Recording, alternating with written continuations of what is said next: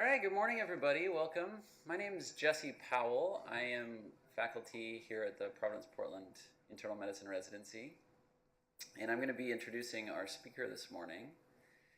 So, Sarah Carter, originally from Seattle, she attended Harvard University for undergraduate, and then having played cello and performed cello for most of her life, she went on to Juilliard School for graduate studies, but ultimately decided to change course and study medicine.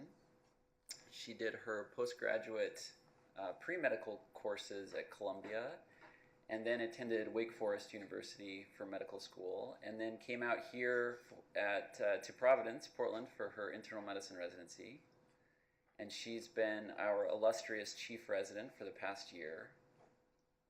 When she's finished with her chief resident year, she's planning to go to St. Mary's, Providence St. Mary's in Walla Walla, Washington, where she's going to be a hospitalist. And I just want to say that Sarah has magnified and performed her role as a chief resident here beautifully. She is skillful and innovative. She has a gift for teaching, for juggling competing demands, for compassionate listening. And despite the many challenges of residency and chief residency, she always seems grounded and has a listening ear and is optimistic. She's a born leader, and she also just happens to have the most charismatic and infectious laugh in all of Providence system. So it's a treat for us that we get to hear her talk today, titled Finding Our Why, Positive Leadership in Medical Education.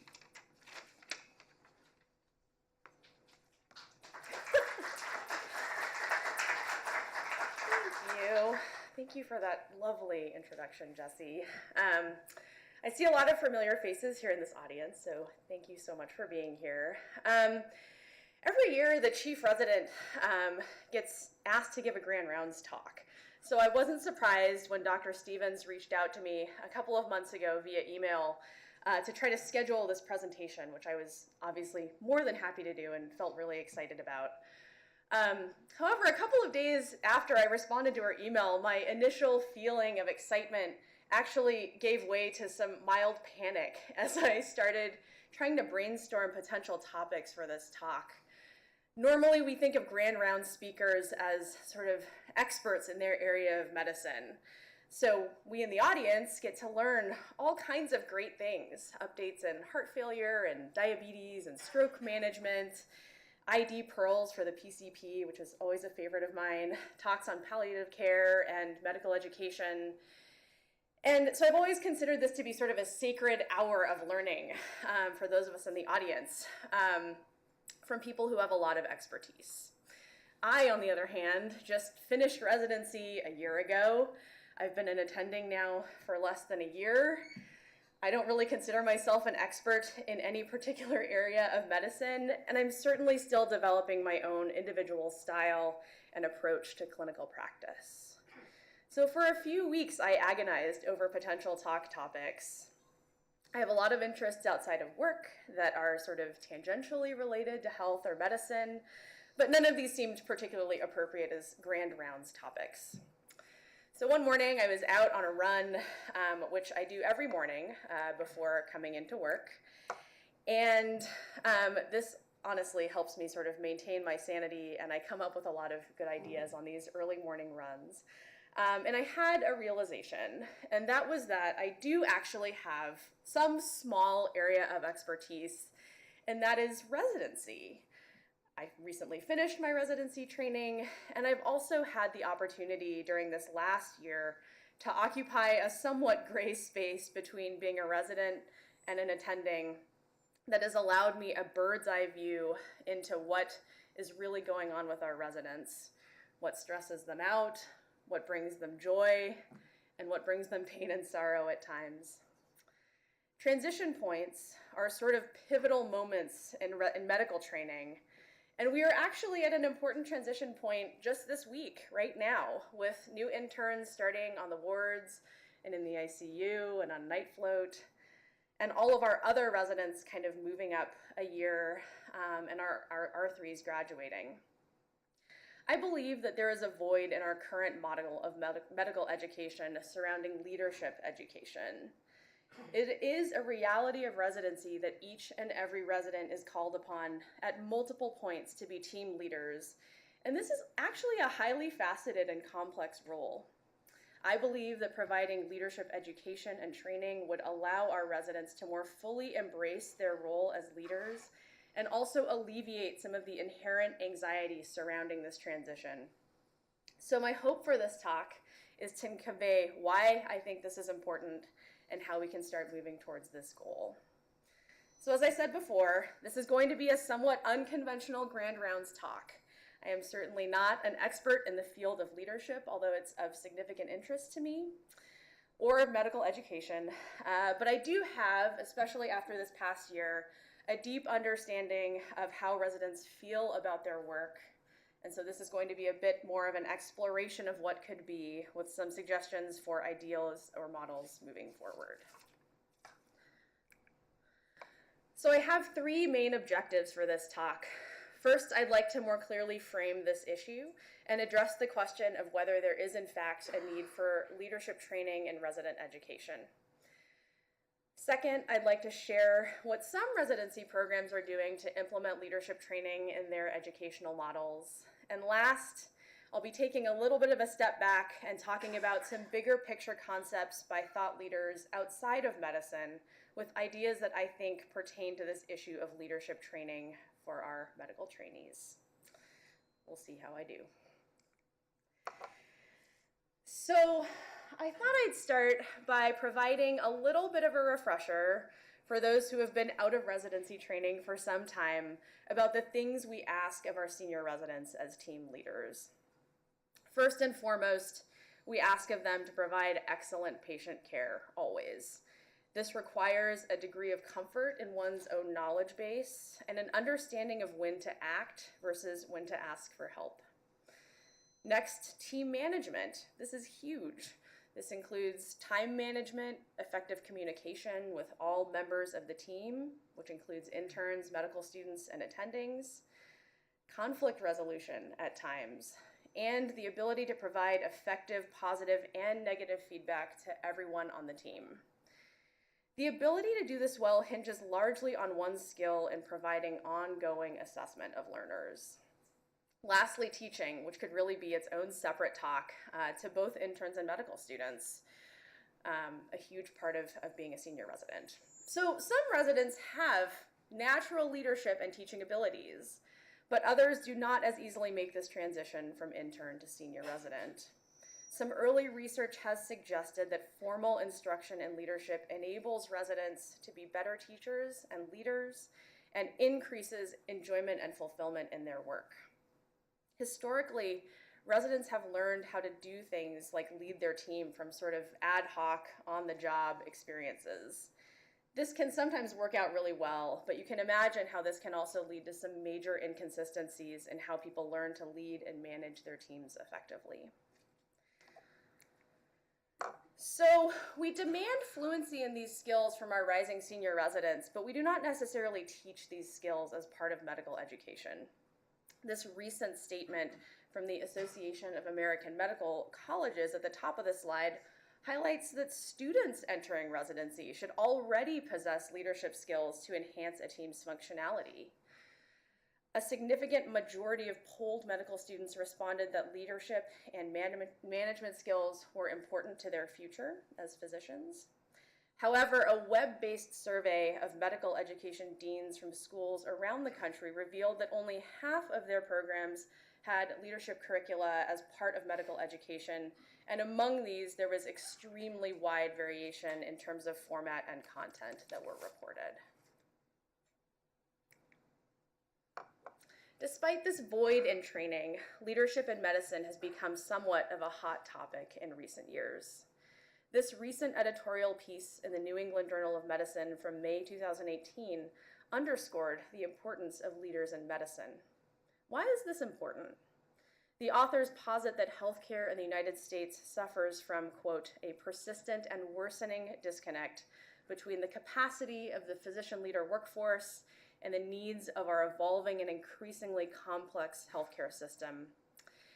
This increasingly complex system creates challenges in communication, mission alignment, system-level planning and oversight, and it is the author's belief that physician leaders can help fill this void best.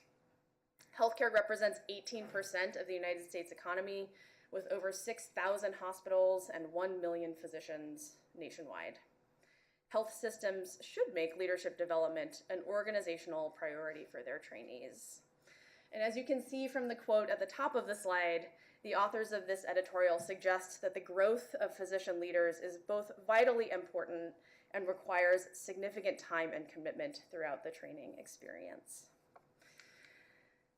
So I want to pause here for a moment and share this photo from a viewpoint a few hours south of the Oregon Dunes and shift gears a bit to talk about work being done in a handful of residency programs across the country to address this need for teaching leadership to medical trainees.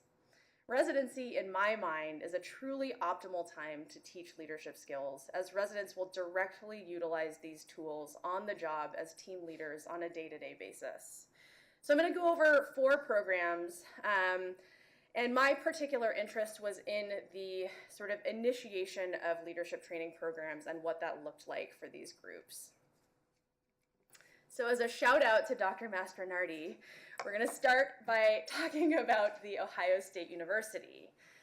So their Wexner Medical Center in 2012 implemented an internal medicine leadership development program, and their theme was leaders from day one. So their program actually starts during the PGY 1 year and runs throughout that first year of residency for interns. It's designed to help residents develop new leadership skills, cultivate natural leadership abilities, and recognize how effective leadership can improve patient care. This program resulted from a collaboration between the Medical Center and the Ohio State University Fisher College of Business.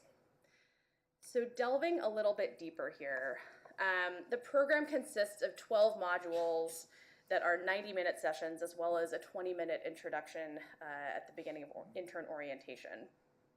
The modules occur once per 4-week block during protected time, and importantly, each module is designed as a standalone session, so future participation is not hindered by prior absences, which we know is just a reality of resident training.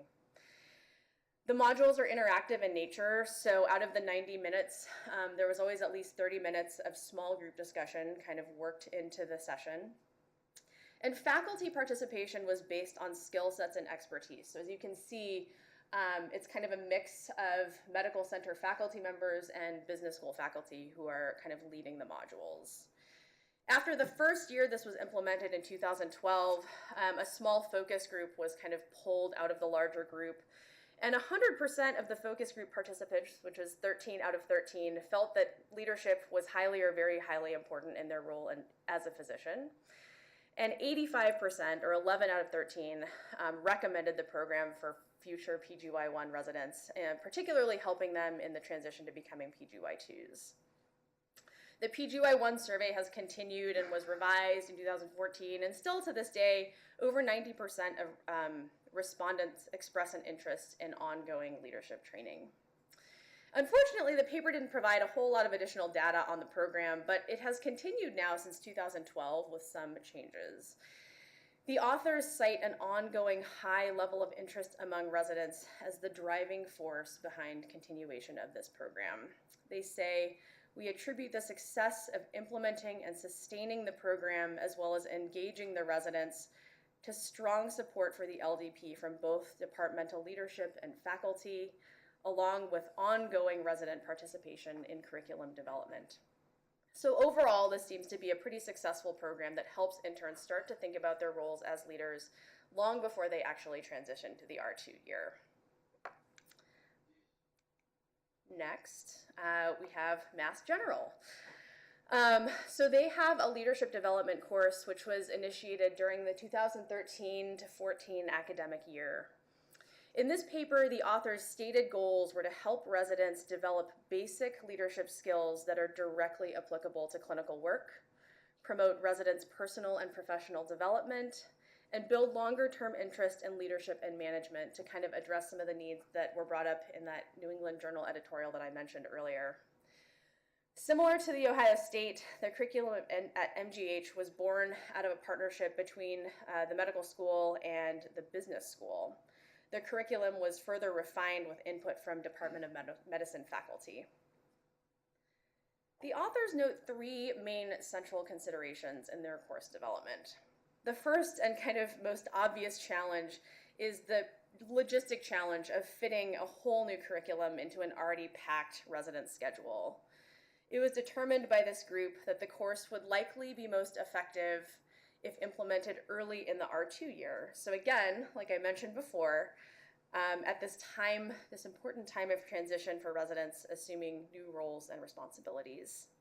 As you can see, the leadership development course was broken down into weekly 2 to 3 hour sessions for 4 weeks with the main topics outlined on the slide.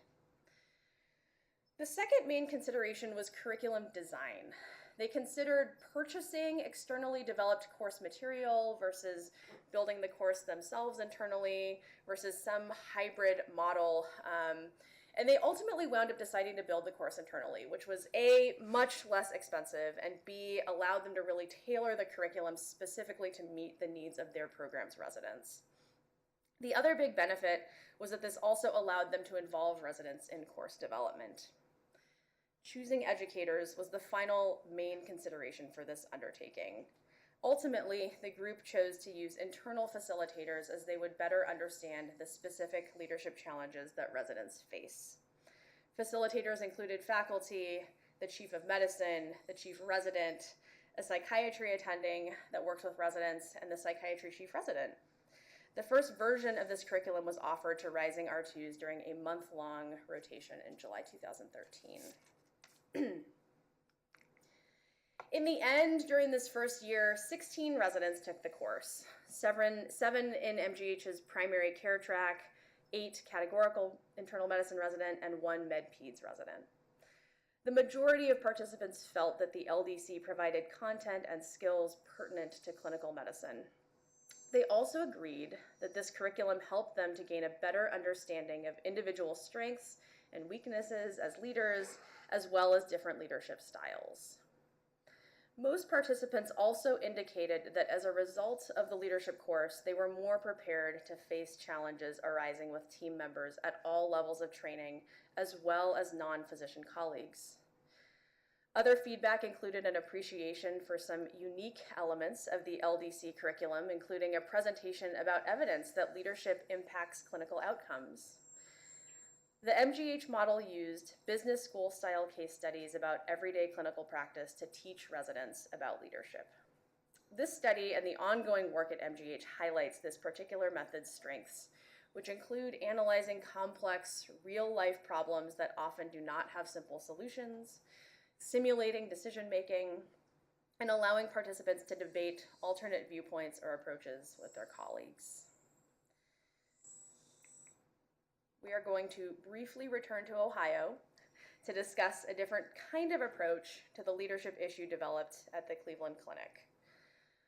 Authors of this study from 2004 cite research showing that creating a collaborative ICU environment was associated with preserving ICU mortality rates and with cost savings in the face of worsening patient acuity, as well as research showing that fewer ICU admissions and a lower risk of death were noted in units where nurses reported a positive collaborative environment with physicians. It's not difficult to imagine how positive leadership can play a role in these scenarios. This group also targeted residents transitioning from the R1 to R2 year and implemented a one-day retreat focused on leadership and team building.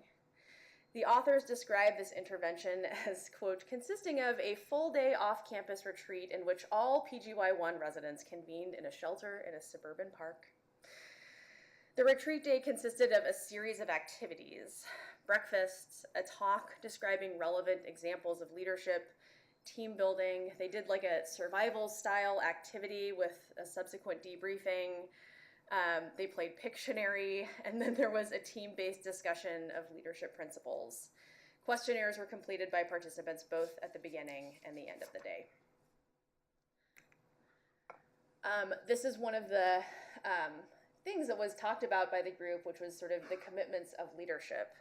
The main findings from the participants' assessment of the retreat were as follows. Number one, unsurprisingly, participants universally enjoyed the retreat, which is probably a welcome break from the daily grind, and also found it beneficial in identifying their needs and helping to develop their skills.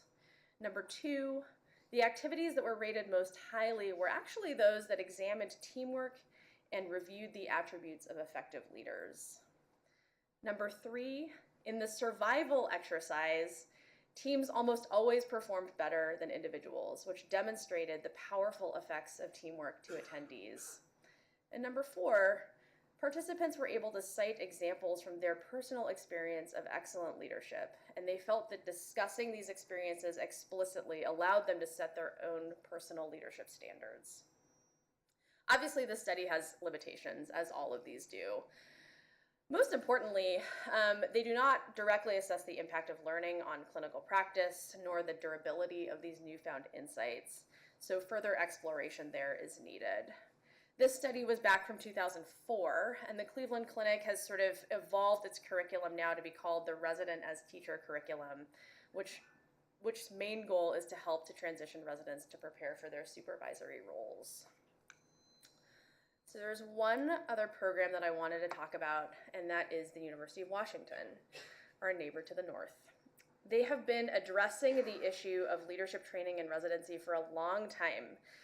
The paper that I'm actually going to discuss is from 1995, but I think the concepts still ring true today.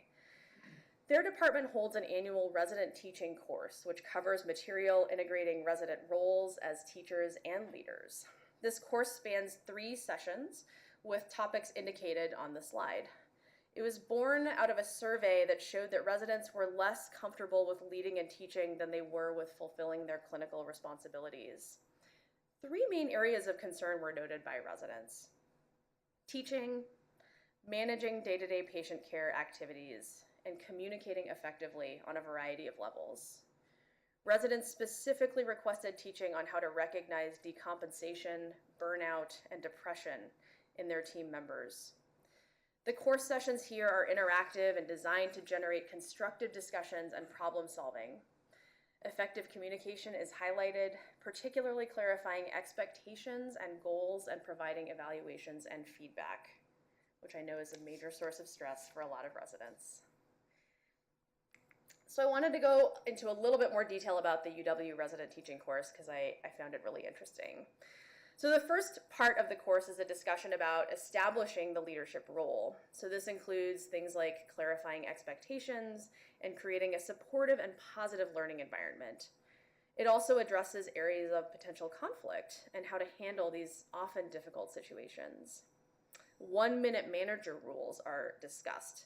So these emphasize simple, straightforward goal setting with the team and the individual, catching people doing something right. So looking for positive performance and reinforcing it in that moment, which is crucial. And also providing immediate constructive feedback when necessary. Next is a discussion on conducting work rounds effectively, including setting clear objectives. Residents have the ability to teach multitudes during rounds to their teammates through modeling approaches to patients, bedside interviews, and physical examinations. Attending rounds are next, and residents are active partners in making this a valuable team experience. This hinges on effective communication with attendings, which also includes positive feedback and constructive suggestions for improvement. Residents can rehearse presentations with students and interns before rounds if needed to help formal rounds go more smoothly and efficiently. Another area of discussion surrounds identifying when team members are struggling. A psychiatrist facilitates this discussion, helping residents identify potential sources of problems and appropriate responses, as well as reviewing behavioral changes and signs and symptoms of substance abuse. Residents explore ways to maintain positive morale even when the work gets tough. The residency director makes an appearance during this session as well to talk about the topic of resident confidentiality. Other areas of discussion in this session included problematic interactions with patients and sexual harassment in the workplace. The last piece of this course is the development of teaching skills, and they use what are called micro skills. There are 5 micro skills that they go over as part of their teaching curriculum. One is get a commitment from your learner. So, what do you think is going on? Number 2, probe for supporting evidence, i.e., what makes you think the patient has condition X? Number 3, teaching general rules, i.e., the presence of symptom X and symptom Y generally suggests condition Z. Number 4, reinforce what is right. So you could say, although the patient did not have condition X, you correctly identified X, Y, and Z. I guess just Y and Z. And number 5 is correcting mistakes. Residents soon learn in this course that one of the most challenging aspects of being a teacher is identifying learners' needs. Overall, over the years, residents have responded positively to this resident teaching course based on my reading. No formal outcome measurements were determined at the time of this paper's publication in 1995, but feedback from residents has been excellent, and attendance has regularly been very, very high. So these are descriptions of just a small subset of residency programs that have implemented leadership development into their curricula in a variety of different ways. Hopefully this has highlighted the fact that leadership training can take a number of forms. Though this challenge of adding any material to an already full resident schedule is not insignificant, it is certainly possible. And even interventions as small as a one-day retreat can have a positive impact on resident perceptions about assuming leadership roles. So we're going to pause again for a minute and make sort of the final transition point for my talk today with this nice backdrop of Mount Hood from the Tom, Dick, and Harry Trail. In the interest of full disclosure, I wanted to share that I started thinking about this topic of leadership in residency long before planning this talk. Unlike most people, I think back on my intern year as being my favorite year of residency. I was so glad to be done with medical school, and I felt such excitement about being at the front lines of patient care. I really relished the feeling of knowing my patients and their families well, and I actually enjoyed writing notes on my patients every day, as I felt like it helped me keep my plans and my ideas straight in my head. There was a time late in my intern year when I felt ready to no longer have a senior resident hovering over me all the time. But aside from that, I truly felt inspired and excited to come to work almost every day. As I transitioned to my R2 year, I had some worries about what team leadership would look like for me. As someone who is pretty introverted, relishes one-on-one interactions, and does not love being in front of large groups of people, I had some hang-ups about the idea of being a team leader. However, I didn't give a lot of purposeful thought to the type of leader I wanted to be, or what my strengths and weaknesses would be as I was making this transition. My first experience in a supervisory role was a 2-week night float stint a couple months into my R2 year. I worked with a different intern each of those 2 weeks, and both of them were very strong and capable physicians and lovely people generally. However, I had profoundly different experiences working with these 2 individuals as their senior resident. During the first week, I felt exhausted, at times frustrated, and generally pretty unhappy. During the second week, things really felt like they turned around, and I was much more comfortable, fulfilled in my work, and energetic. This was rather confusing to me. Objectively, there were no significant differences between these 2 weeks on service. When I reflected further, I realized that the main difference I could discern was my approach and attitude going into that second week of night float. My first week as a supervising resident had revealed to me some things about the ways I did and didn't want to lead, and so I went into the second week with a clearer vision in my head of how I wanted my small team to operate. This experience led me to start thinking and learning about leadership throughout the rest of my residency and my chief year. What is it that makes great leaders great? And is there a way for all of us to integrate lessons in leadership into our daily work to both help ourselves and those around us?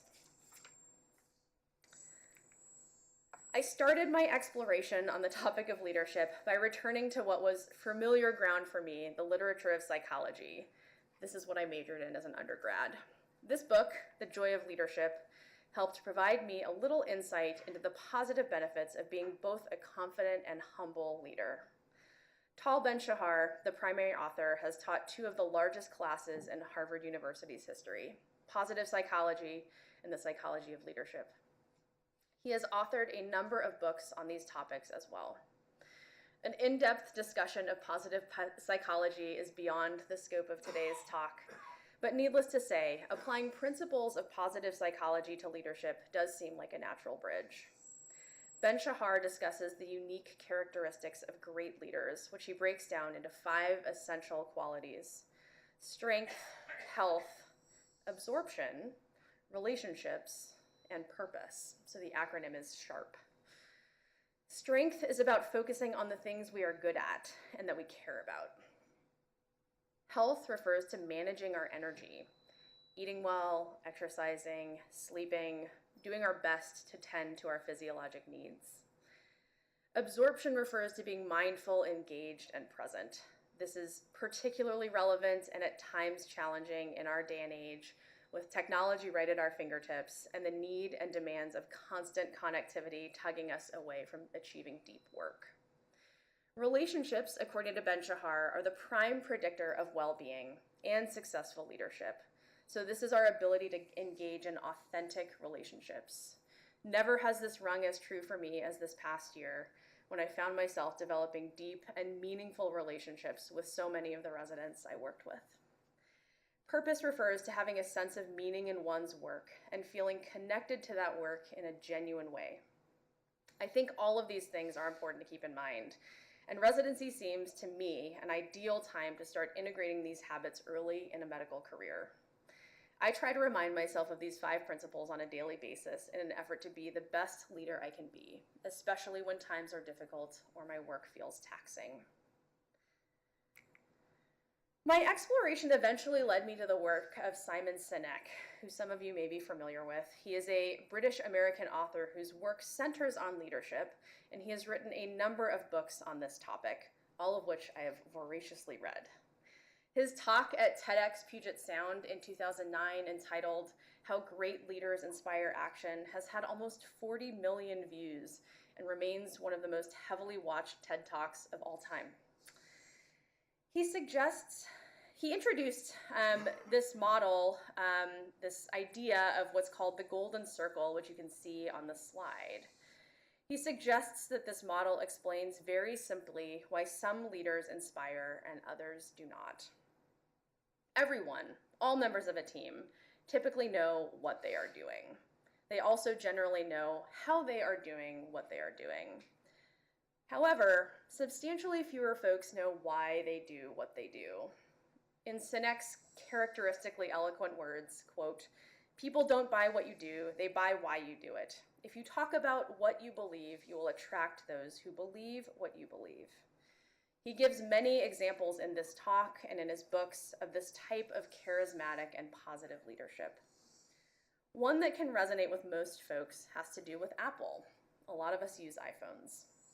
He describes the differences between an outside-in and an inside-out approach and how that changes the way we perceive a product or a mission. His example is as follows. Apple could say, "We make great computers. They're beautifully designed, simple to use, and user-friendly. Want to buy one?" Alternatively, the inside-out approach. Everything we do, we believe in challenging the status quo. We believe in thinking differently. The way we challenge the status quo is by making our products beautifully designed, simple to use, and user-friendly. We just happen to make computers. Want to buy one? This suggests that a reversal in the order of presentation alone can have a huge impact on people's beliefs and motivations. I think we can use this methodology in medicine, and particularly in medical education and residency. For example, on an inpatient wards or ICU service, everyone quickly learns the daily routines, expectations, and tasks that represent the what in our work. Seeing patients, presenting them on rounds, writing notes, placing orders, updating families. The list goes on and on. People can also easily learn the how of performing these tasks. But the why piece asks us to delve a little bit deeper. The easy answer, or low-hanging fruit response to this for us physicians is, we want to help people. We want to provide good patient care. And all of those other feel-good things we remind ourselves of as doctors, and that's all good and well. But could there be more to this? This could include things like trying to create a community of curiosity on one's team, or trying amidst the at times endlessly heavy burden of hospital work to bring some lightheartedness and fun to the daily grind. Like I said at the beginning of my talk, I am no expert in this area, and these concepts are somewhat new to me. But I have felt undeniably inspired by the possibility that by approaching medicine and our inevitable teamwork as doctors with an inside-out approach, we as a community may be able to suffer less under the small menial tasks and at times burdensome aspects of our work, like documentation, and be inspired toward a loftier goal that even moves beyond our shared passion of being able to heal our patients. At no time does this seem more critical to me than during residency, when people's behaviors and habits as practicing doctors are first being formed. Additionally, residency is just hard. I know many physicians typically consider their training to have been more difficult and more taxing than that of subsequent generations. And I'm embarrassed to admit that even I, fresh out of residency, have caught myself saying when I was an intern from time to time. But I'd like to ask that we let go of that for one moment and acknowledge that residency is just a challenging time, no matter what or when. It is in these difficult moments that we have some of our greatest opportunities to come together. In Sinek's words again, human beings have thrived for 50,000 years, not because we are driven to serve ourselves, but because we are inspired to serve others. Further, it is not the work we remember with fondness, but the camaraderie, how the group came together to get things done. As I read these words during my years as a senior resident and as chief resident this past year, they served as a reminder every day of my responsibility to bring positive leadership to my job, regardless of where I technically stacked up on the totem pole. So that's all I really wanted to talk about with you all today. Thank you again for being here. This last scenic slide is of my dog Milo with me on a hike near Mount Adams. I hope I met my initial objectives and have been able to convey the significance of leadership training and medical education, provide some examples of how this is being done at a handful of programs around the country, and hopefully inspire all of us to be leaders in our own ways, big or small, in all of the work that we do. Since I'm officially wrapping up as chief resident this week, I also wanted to give a big thank you to the PPMC residency program for supporting me through now 4 years total of residency and chief residency. I truly and firmly believe that residency is a life-changing time and opportunity, and I'm deeply grateful to my teachers and my colleagues and my friends for the staggering amount of information I've learned since starting as a WE intern exactly 4 years ago. So thank you again for your attention today, and I'm happy to take any questions.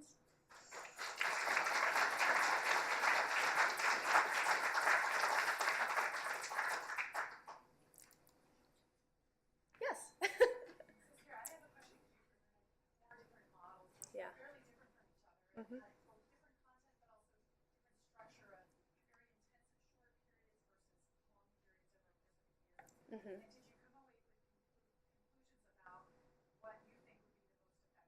Mhm. So I think kind of the takeaway message for me was that any interfacing with this material is valuable. I think if there is a way to integrate it over even more than just kind of the R1 to R2 transition, that's probably the most beneficial. Mass General has actually now moved to a model that spans all 3 years of the residency curriculum, and there are very specific kind of topic areas that they focus on with residents at different stages of their training. And I would suspect that this is probably the most meaningful way to integrate that curriculum longitudinally over time.